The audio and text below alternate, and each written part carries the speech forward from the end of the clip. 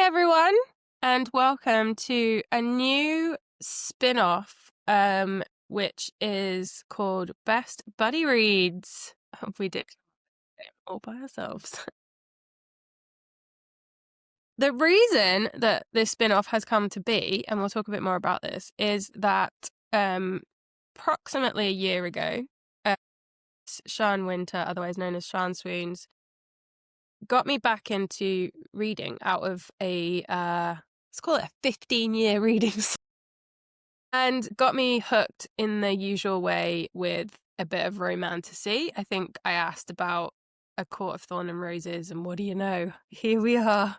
Here we are. A year later, knee deep in dragons and fays and all of the above. But something very strange has happened. Sian and I have been friends for coming up 30 years, and we've often said we have a strange connection and that sometimes our periods sync despite living on separate continents. And now it appears our reading habits have also synced because a few times over the last few months, we've actually, unbeknownst to one another until we've both been in the book, started reading the same books. So At the same time. exactly. We spend many an hour going back and forth on WhatsApp, normally with videos because we have so much to say you couldn't possibly text it. And we thought to ourselves, well, Sian, you actually thought, why don't we just do a pod? Why don't we just do a pod? Even if we're the only ones that listen to it. But invite other people into our buddy reading. And so it's a very simple concept. We're going to review a book that we've buddy read. We're going to pick another book we want to buddy read. We're going to roughly say when we're going to buddy read that, and everyone's invited to join us and join in the conversation. Welcome along. Welcome everybody. Welcome on board the Buddy Reads train. So this one was slightly off from the traditional buddy read, which would be you pick it up at the same time, etc., because I actually picked this up first and then got sort of quarter of the way through and demanded that Sian started reading it immediately. So I had someone to talk to about it because that is often the sign of a great book. But the book is Metal Slinger by Rachel Schneider. I don't have a physical copy. Just pretend I'm holding one also. I actually bought the physical copy because I loved it. I loved it so much. Spoiler alert. I will be buying a physical copy. I just don't have one yet. Yes. So I have a bookshelf here and it's filled with only books that are at the 5-star mark. I wouldn't like to say I forced you to read it.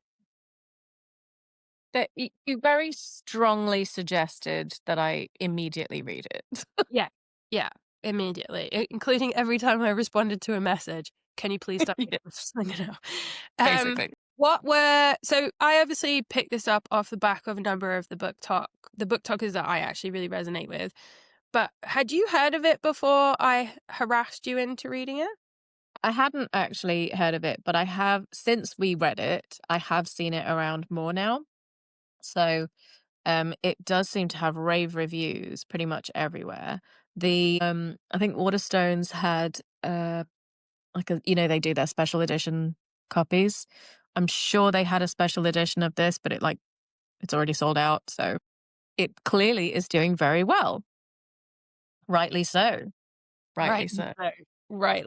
Right. Awesome. So just for anyone who's started listening to this podcast and thinks that this will just be a should I read it or not podcast, this is your time to leave because we are about to talk about massive spoilers. It's going to be spoiler heavy. Like end to end. Spoiler, and then more spoilers on top of it because you simply can't review a book or talk about it without that.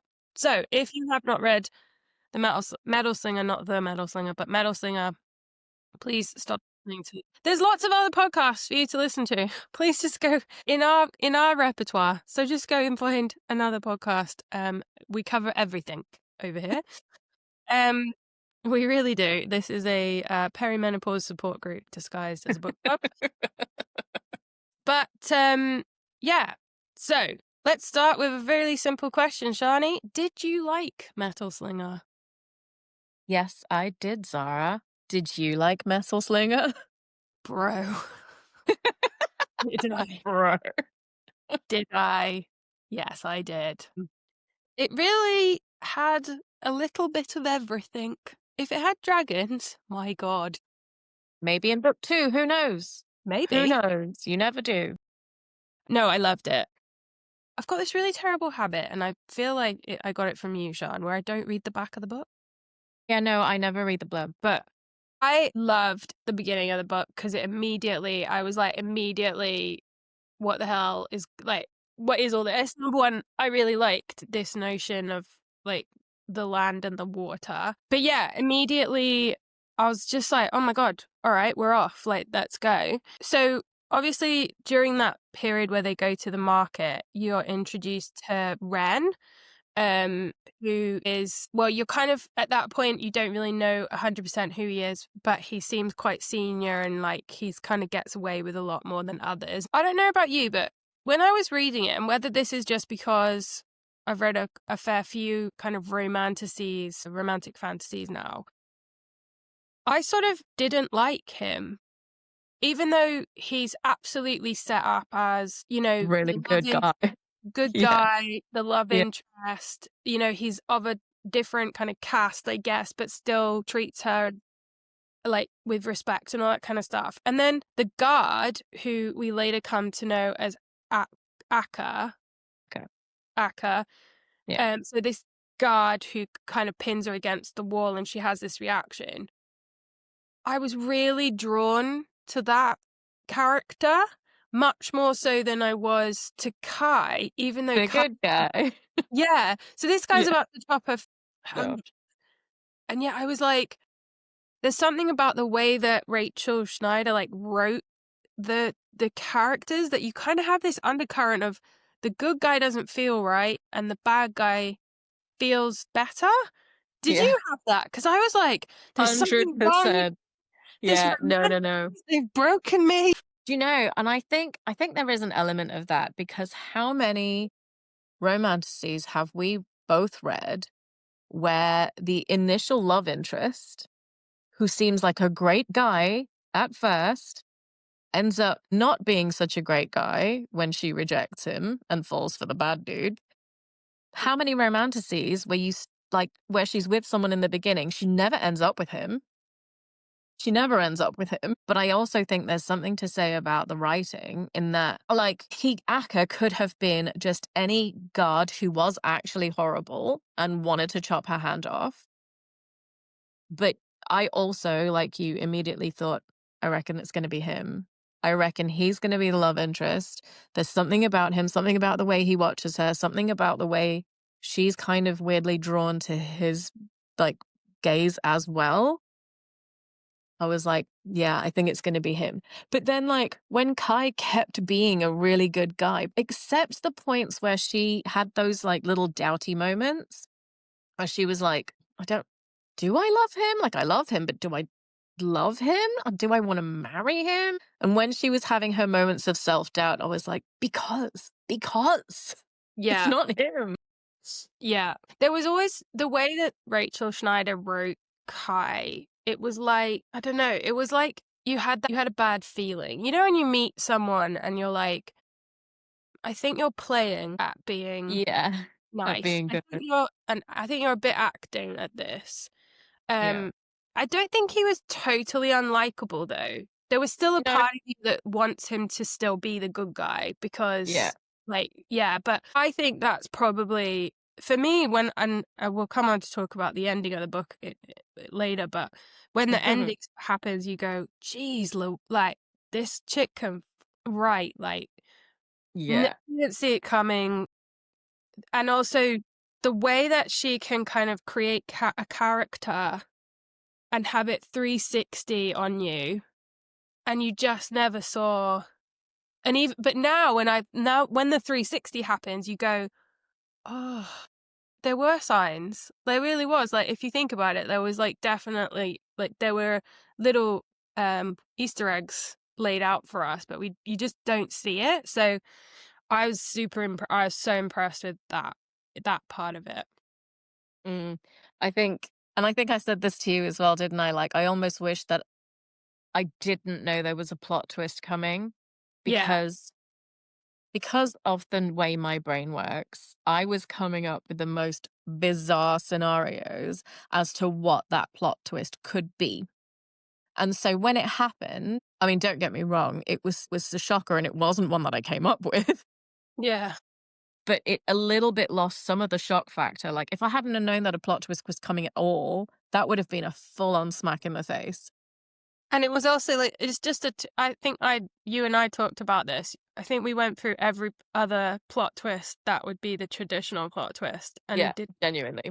None of us got to what actually happened. We were like, "What No. the?" Yeah. Uh, Hey, but we'll come on to the ending. We have a whole middle bit of the book to we go. have a whole little fit. So, obviously, then the guard comes to get Bryn as punishment for the blowing up of the market, albeit not directly her fault, but anyway, she's the punishment, and she actually starts to, I guess, befriend him in a way, or try to understand his motivations, and is there any way that she could not go, etc., and they end up essentially like escaping or running away together. Because he comes alone, he's taken prisoner. Yeah. And he's not concerned in any way, shape, or form about being taken prisoner. And I think it must be that, like, they weren't expecting the storms because he's like locked up in a dungeon effectively. And there's these huge storms, and the dungeon that he's locked in gets flooded, and he's chained up, and the door's locked, obviously.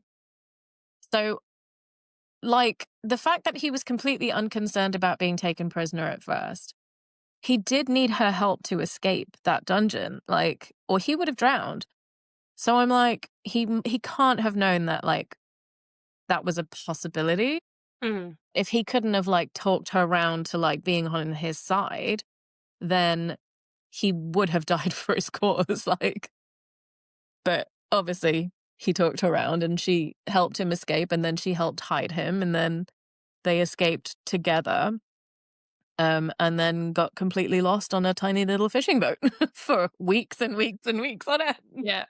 With the bird. Them and the bird. Oh god, that was a plot twist as well that I didn't expect. Can I also say that probably the bit in the book that I got really upset about was, we'll fast forward. So they're on the boat. There's lots of talking. There's a bird that she had in her house. Basically, you're not allowed to have pets, and this bird had kind of befriended her and would come and sit with her and stuff like that. And the bird comes with them, and it kind of does look out. And anyway, they end up on this island, and as she touches the land, it turns out she is a magical person, and all she needed to do was touch the land, and it was gonna all her powers were kind of come flooding in, and that was the pain that she felt at the wall. And so she kind of goes into this, I guess, like, pain coma. Well, he puts her in this coma so that she doesn't have to deal with the pain. But the bird kind of does all this. It does like look out, and it's like watching out for everyone. And then there's a point where some bad guys come, and the bird really goes to battle, and then you think that the bird's died. I was devastated. I almost was like, nah, no. Like, I don't mind you killing humans. Like, I don't mind you killing. Same. Don't like, kill the animals. kill anyone.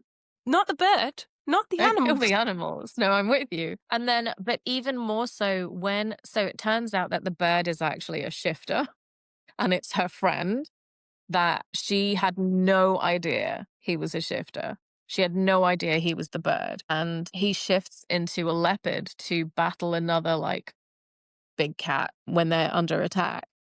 And when he gets taken into the dark forest and, like, she thinks she's never going to see him again, that bit got me.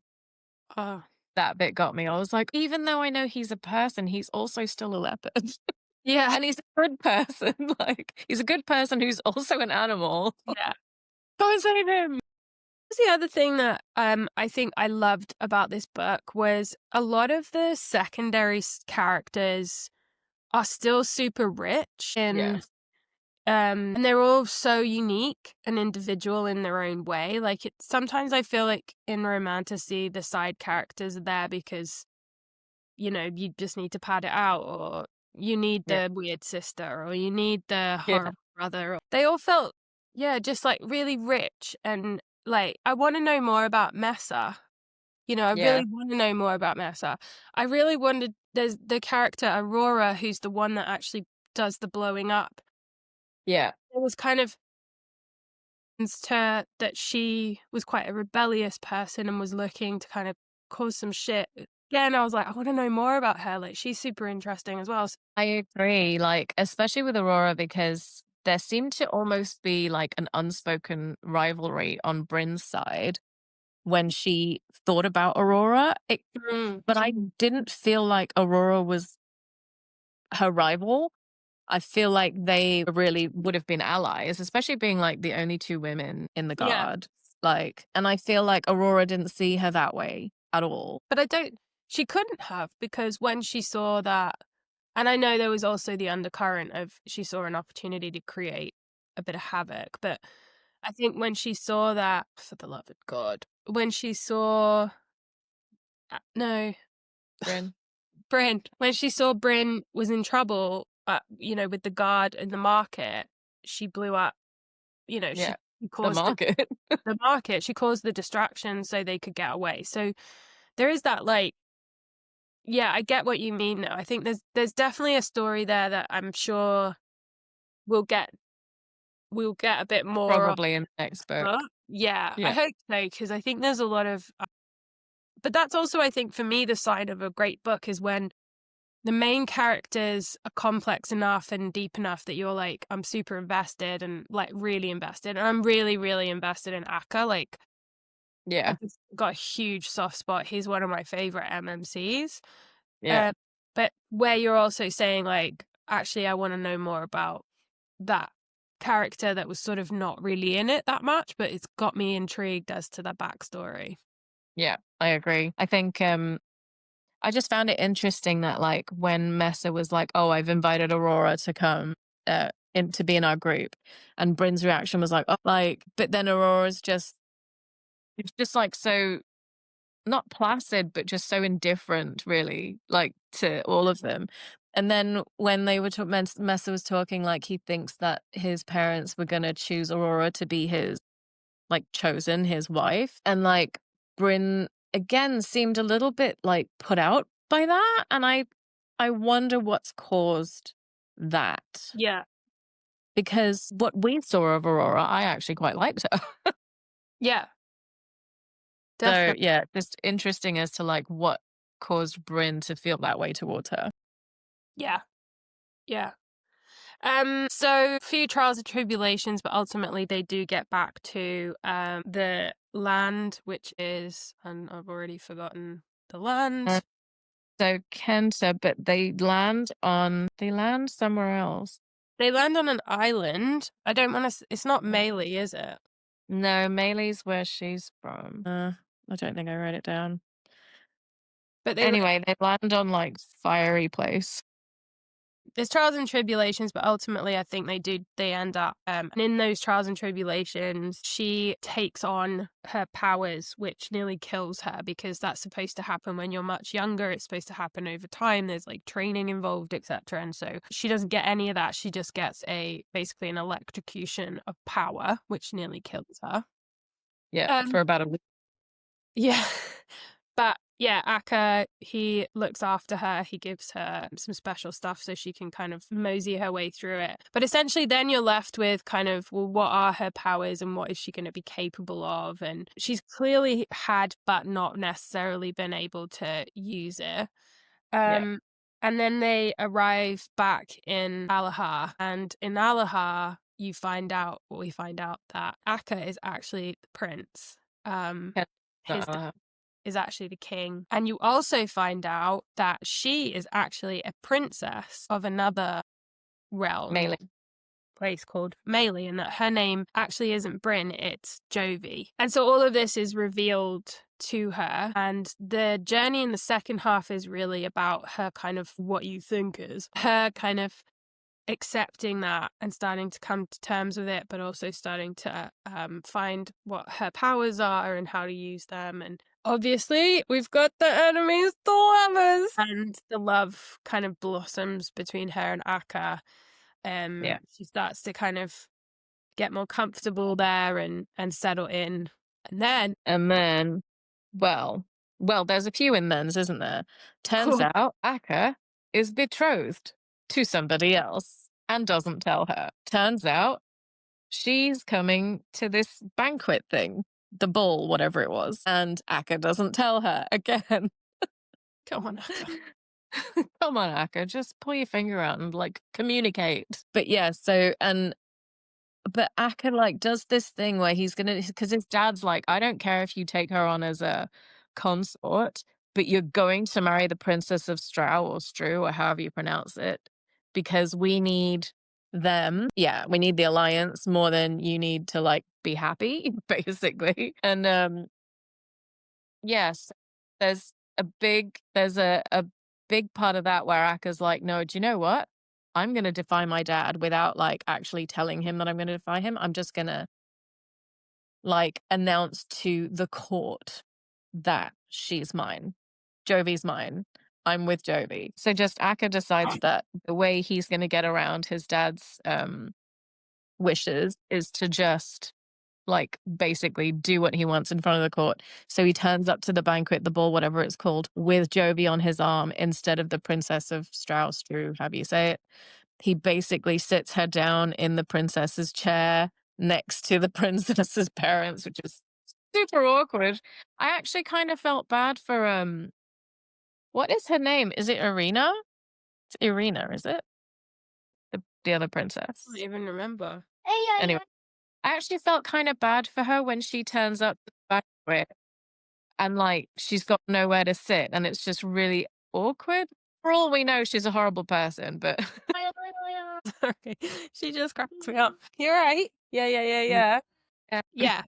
I felt sorry for her too, because I felt like she just didn't get any heads up, and like, She got no heads up and she didn't actually do anything to warrant no, that behavior. no, I If she'd thought have that been as a little bitch, then fine, but she actually hadn't done anything up to this point. So well. yeah, Yeah. I felt bad for her. I did feel bad for her. I think in the process, though, of all of that, I think that, like, I more and more disliked the king. Like, there was just something about him. I 100% think he's got the same power as Ren, the making people do stuff, the Yeah. compulsion. Yes. I absolutely think that because didn't didn't Jovi go in the room and like he looked at her and she immediately kneeled and like she was like, why did I kneel? I just felt like this overwhelming need to kneel. I think he's got the same power as Ren. I think I think you're right. I think as well, like, he can manipulate stuff. And he's like it's talked about in the book how he manipulates things in terms of creating alliances and marriage pacts and things like, yeah. He's definitely got a power or an ability Yeah. to manipulate the situation or minds or whatever it is. So yeah, I didn't like him at all, like, No. not from the And get-go. it was Another just character that just was written like warning, warning, danger. yeah. And like I found it so surprising at first because Akka was going on about how great his dad was and how much he loves his dad and how they're super close and his dad's this amazing, like wondrous, like fair king. And then you meet him and you're like, that guy's a douche. Yeah, I almost preferred Ren. Yeah, at least he was upfront about being a douche. I think Ren, like, he wasn't really a douche. Like, he was harsh and he was very like straight, like down the line, and like, this is what has to happen, like these are the rules and you've broken the rules, kind of thing. But I didn't feel like I felt like Ren, yeah, to your point, you kind of got, you got what it said on the tin with Ren. I think as well, like, that's what I really enjoyed in this book is like the people that you should be drawn to as being the good guys, you get a sense of foreboding about them, and the people that you're supposed to dislike, you actually kind of feel a bit more drawn towards them in a positive way. And it's like, he's very, very clever in that. because that wasn't it's not an obviously done thing. It's actually No. quite subtle. Yeah. And I really, really enjoyed that. But Yes. Sian, got to come on to the twist. Now, I am actually interested in your thoughts on this because I've thought about it since, because you dwell on these things, don't you? You think back. And you said earlier that you remember there was Easter eggs, but I can't remember any Easter eggs. I don't remember any foreshadowing. Where was the foreshadowing? I think there was just little things where she should have been more angry than she was about things that she got told. So she got told that Kai was stealing her power and had been stealing her power for years by kissing her. Yeah. And in my, I was like, she's underreacted to that, because essentially what he said to her is that he's never loved you. He didn't even like you. He just wanted your power. And so it's all been just a gigantic lie. And she was really like, she didn't react appropriately in my mind when I look back. Because it's like, wouldn't you be absolutely devastated by that? Wouldn't you be like, Yeah. and then I think, Even if he wasn't a romantic interest, you'd be gutted that, like, your closest friend did that to you. yes. Yeah. Yeah, that's a fair point. That's a fair point. And then I think Mesa, buddy, I know that's funny, but I think she knew about Mesa. And his shifting, and Yeah, that he was the bird the whole time. the whole time. And I think I look back and I think about the way that she interacted and said stuff to him, and Mm. some of the like commands that she gave him. I think she knew. Whether she knew for certain or not, I don't know. There were little things where I was like, yeah, there was something there as well. And then I think for me, the biggest thing was there was a lot of talk about Kai, where she was still somewhat defending them. Yeah. Like she wasn't all in on. So it's just when you look back and you go, yeah, there were probably some things that she did or like reactions that she had that actually they weren't appropriate if she was 100% Yeah, like, against or, ag- like, in the dark. yeah.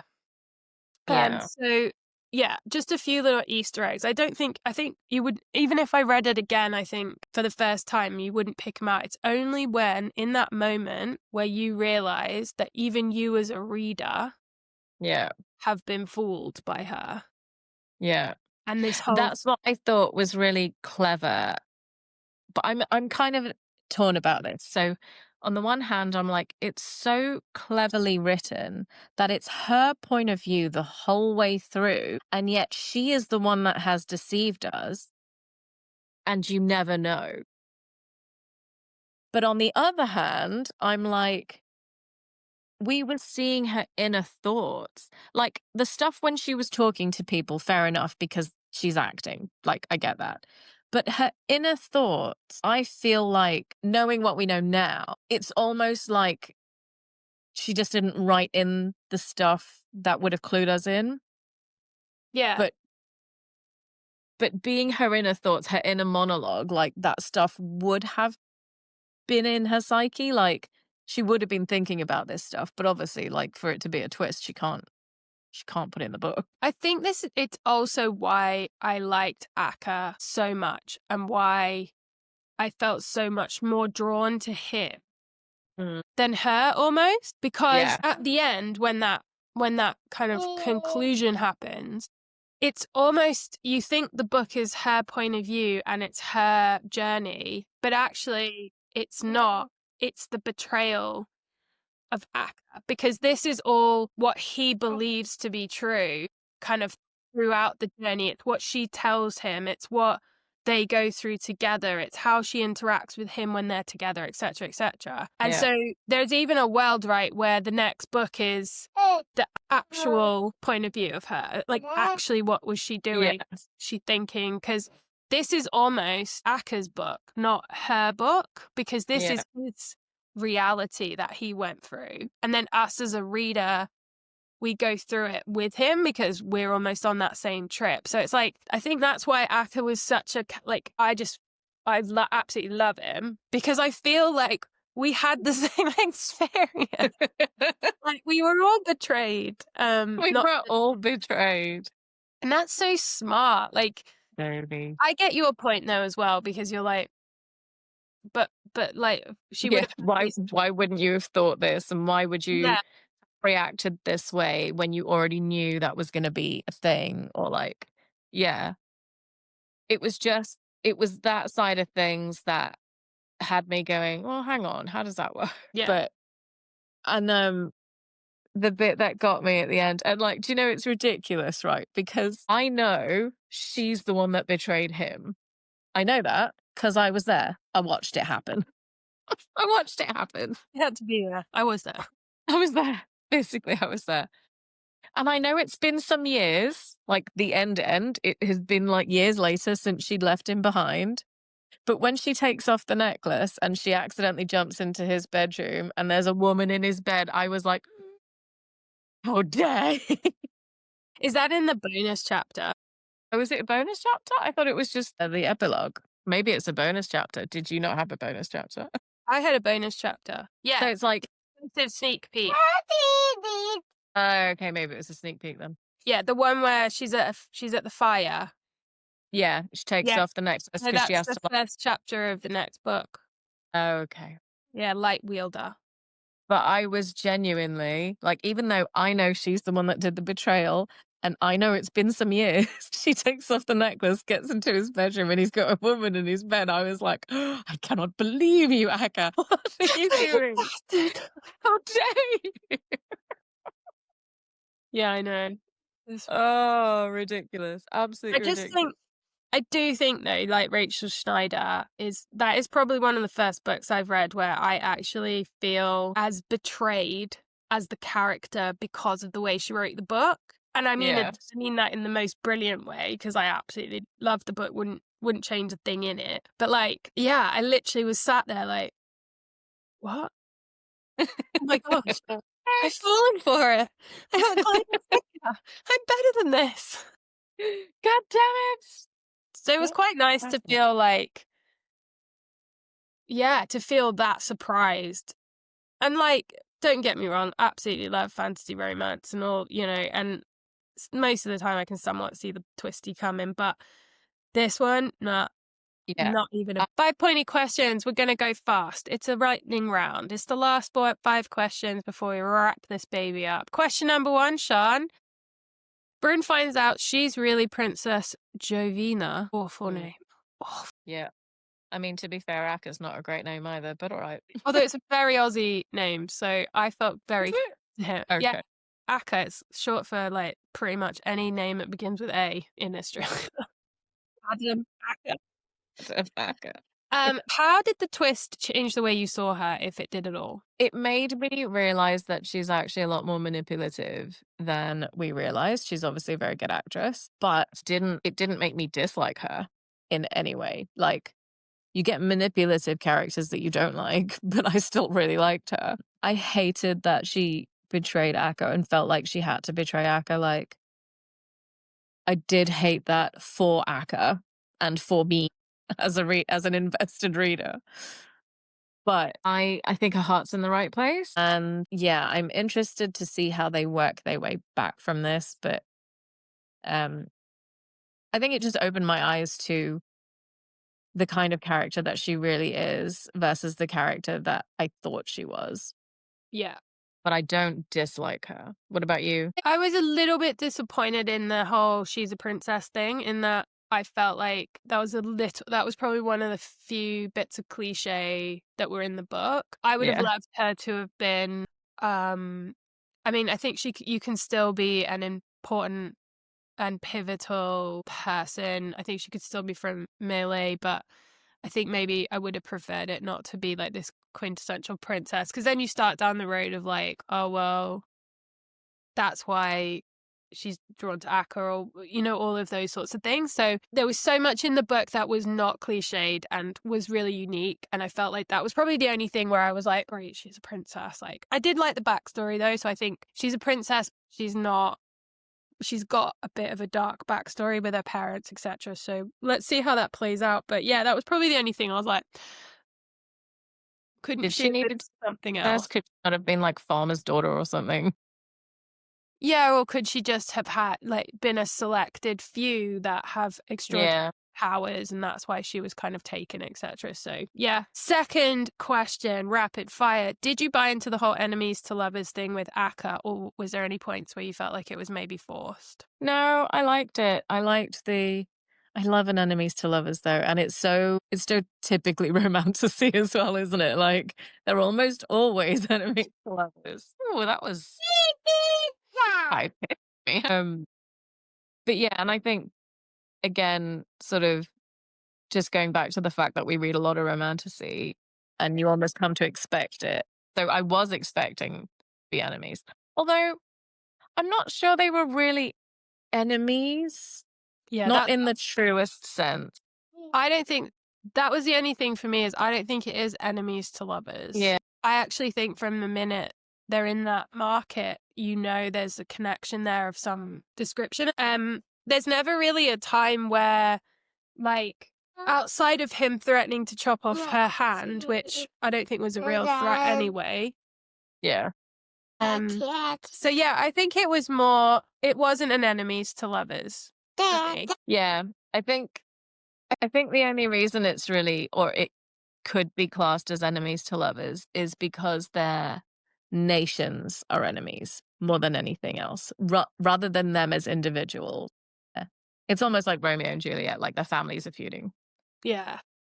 more than they are true enemies, because they weren't like they Also, they're they still enemies. Because at the end of well, the book, they are now. like, she was the enemy. They were never real. Like, she was always playing him, and so there is no enemies to lovers. It's just enemies. Whether They one they of were them like played the Romeo game. and Juliet to lovers to enemies. So yeah, it's complex, that one. It's a Very complex complex word. question. If they were on Facebook, they just put it's complicated. Yeah. All right, third question. There's lots of talk about magic and control. So Kai's influence and kissing and taking power, Akka's blood oath, Bryn's hidden powers. But which of all of that stood out to you, and which are you most excited to potentially see in the next book? I was really intrigued by Akka's blood oath, because obviously they're like forbidden, aren't they? Like for the most part. And he was obviously very convinced in who they were to each other, because if he'd have even been slightly wrong, he'd be dead. So I think that was a really interesting factor. But for the next book, I'm most intrigued about her true powers, because I don't think we've even seen a fraction of what she can do. What do you Yes. reckon? Same. I think I really now want to understand her powers and also her motivations in what she did beyond just Kai and, you know, her, what seems like her commitment to the Alahar people. But Yeah. yeah, I'm curious to see that. And also where Akka goes as well, post his heartbreak. I mean, clearly he's moved on, but with It's who? probably going to be Irina, princess of whatever her face is, Yeah, most likely. definitely. And then the last question, the book ends on a mighty cliffhanger, big old twisty twist. Yes, Were yes. you excited for the next, or are you annoyed at what's happened? A little bit of both. I am desperate to know what happens next.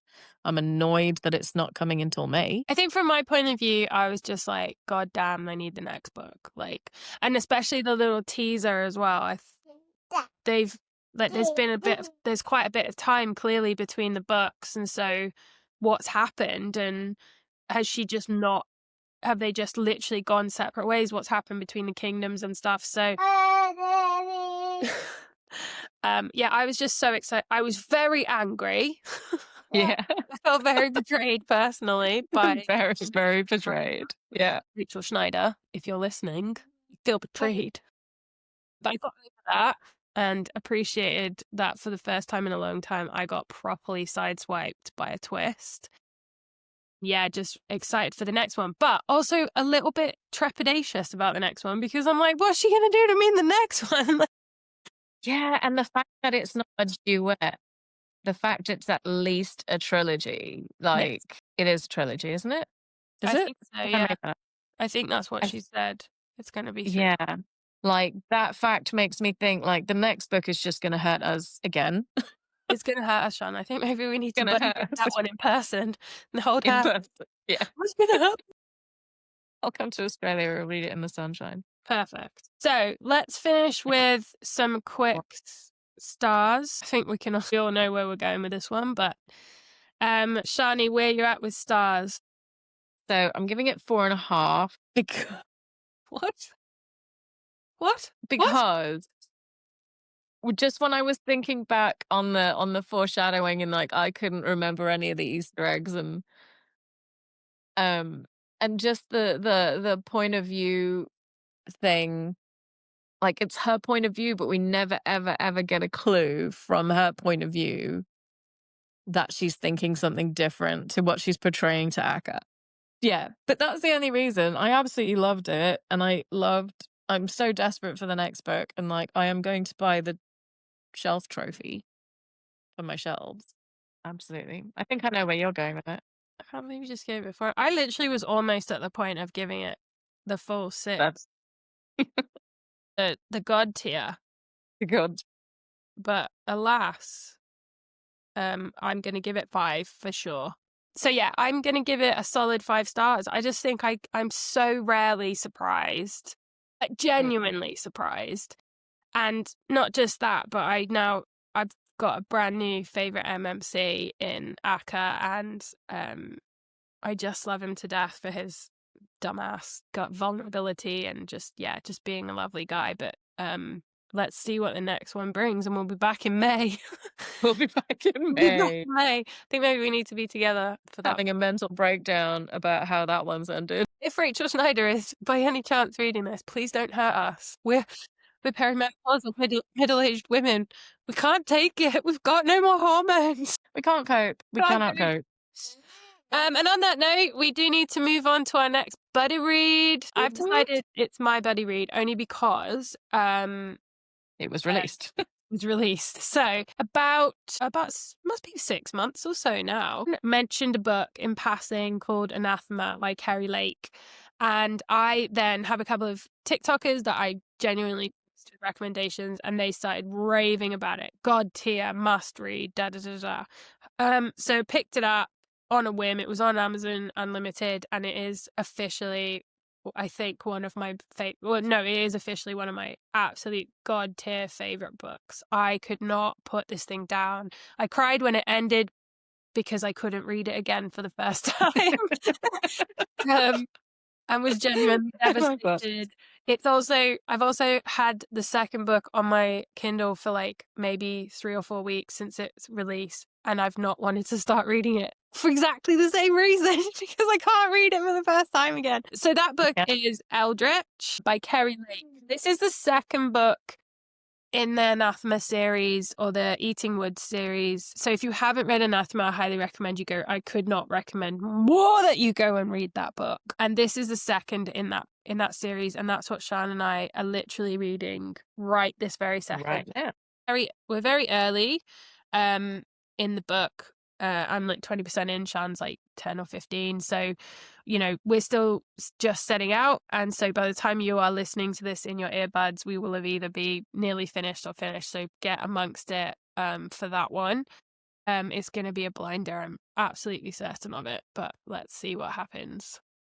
Yeah, it's gonna be a big discussion, methinks, that one.